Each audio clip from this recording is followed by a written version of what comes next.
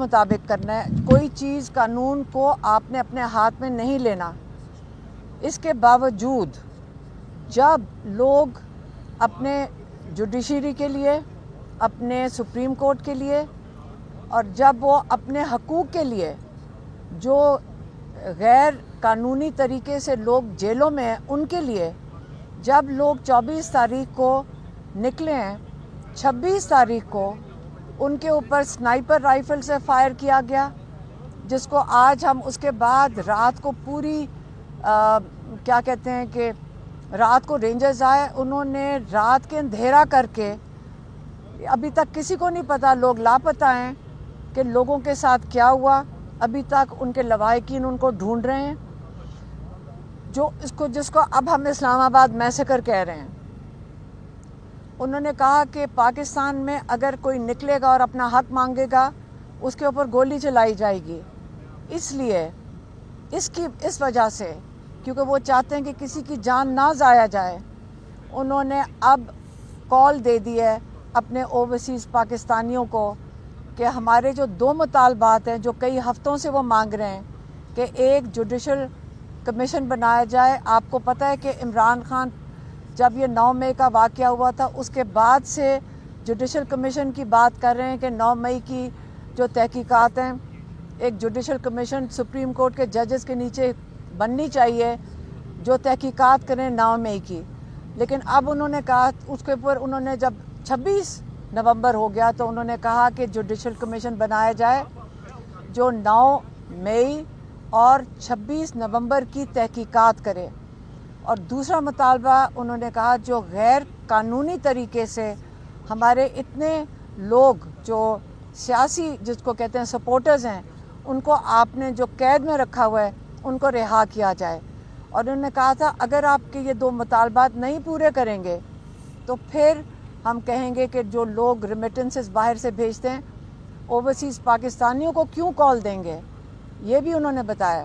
کہتے کیونکہ اوورسیز پاکستانی پاکستان کے جو حالات ہیں ان کو بہت اچھی طرح سمجھتے ہیں.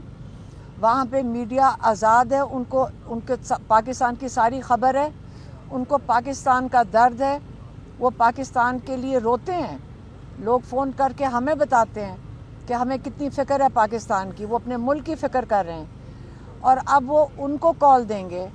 کیونکہ انہی کے جو رشتہ دار ہیں یہاں پہ، ان سب کا کسی نہ کسی سے رابطہ ہے، یا ان کے رشتہ دار ہیں جو جیلوں میں ہیں، جن کے ساتھ بڑا ظلم ہوا ہے یا جو شہید ہوئے ہیں. اب انہوں نے کہا ہے کہ میں اوورسیز پاکستانیوں کو اتوار سے اگر یہ 2 مطالبات پورے نہیں ہوتے تو میں ان کو کال دے رہا ہوں کہ اپنی ریمیٹنسز پاکستان بھیجنا بند کر دیں، تاکہ اس حکومت کو پتہ چلے جن پاکستانیوں کے ساتھ آپ ظلم کر رہے ہیں، اگر آپ ان کے ساتھ ظلم کریں گے تو وہ بھی اپنا حق استعمال کر سکتے ہیں، کیونکہ پیسے ان کے اپنے، اگر وہ چاہیں وہ بھیجیں،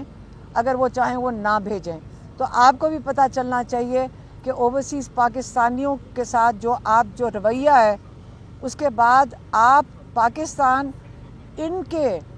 محنت کے پیسے سے آپ پاکستان ان کے پیسوں پہ کھڑا ہے، بنسبت اس کے کہ آپ سمجھیں کہ کسی لون لے کر جو آپ بینکوں سے لون لیتے ہیں اس کے اوپر پاکستان نہیں چل رہا، ہمارے اپنے لوگوں کی محنت سے چل رہا ہے. تو یہ ان کا پیغام تھا. اور دوسرا میں آپ کا بتا دیں، لیکن دوسرا میں آپ کو بتا دوں جو آج کا کیس تھا، آج کا کیس جو القادر کا تھا، آج وہ کنکلوڈ کر رہے تھے. اور آج یقین کریں بڑا دکھ ہوا، کیونکہ ہمیں یہ بھی پتہ ہے کہ قاضی فائز عیسیٰ نے، آپ کو یاد ہوگا ایک دفعہ انڈیکیشن دے دی تھی یا ان کو اشارہ دے دیا تھا جج کو کہ آپ نے کیس کوئی اور ہو رہا تھا سپریم کورٹ میں، منال کا کوئی کیس تھا جس میں قاضی فائز عیسیٰ، کیونکہ ہر ایسے کام میں قاضی فائز عیسیٰ کا نام ہمیشہ یاد رکھا جائے گا، اس نے یہ کہہ دیا تھا کہ یہ خدشات ہیں کہ یہ جو پیسے تھے $190 ملین جو ملک ریاض نے پاکستان دیے تھے سپریم کورٹ کے اندر، یہ پیسے شاید چوری کے ہوں، یہی کہا تھا نا اس نے. تو اب اس کو بیسس بنا کر یہ جو یہاں کا جج ہے،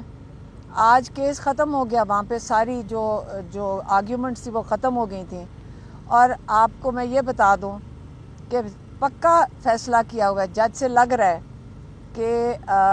پیر والے دن یہ ان کو سزا عمران خان کو اس کیس میں دے دیں گے۔ اور یہ بھی میں بتا دوں کہ آج جو ہم نے سنا ہے اور بہت دکھ ہوا ہے، ہم آپ کو یہ بتا دیں، بہت دکھ ہے سن کے کہ آج یہ پتہ چلا ہے کہ اگر آپ وزیر اعظم ہیں پاکستان کے اور اگر آپ لوگوں کی کوئی بھلائی کے لیے پروجیکٹ کرنا چاہتے ہیں، جیسے القادر یونیورسٹی جس میں سارے جو اسٹوڈنٹس ہیں وہ مفت ان کو تعلیم مل رہی ہے، اگر آپ یہ کام کرنا چاہیں گے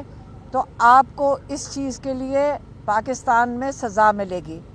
یہ اگلے ہر وزیر اعظم کے لیے ہوگا کہ اگر آپ پاکستان کو لوٹ کے لے جائیں تو آپ دوبارہ وزیر اعظم بنیں گے، لیکن اگر آپ پاکستان کے بچوں کے لیے مستقبل کے لیے کام کریں گے تو آپ جیل میں جائیں گے۔ یہ پاکستان کا اس وقت نظام چل رہا ہے۔ اور میں چاہوں گی کہ وہ سلمان صفدر صاحب جو ہمارے لائرز ہیں، ماشاءاللہ ان لوگوں نے کتنی محنت کی ہے، ظہیر عباس صاحب اور عثمان گل صاحب اور سلمان صفدر صاحب، میں چاہوں گی خالد یوسف بھی ہیں، ان کے بہت محنت، ہم جتنے گھنٹے انہوں نے جیل میں آ کے اور کتنی محنت کی، اور آپ کئی لوگ ہیں جو جانتے ہیں کہ کس طرح یہ لوگ آتے ہیں اور آپ لوگوں کے ساتھ کھڑے ہوتے ہیں۔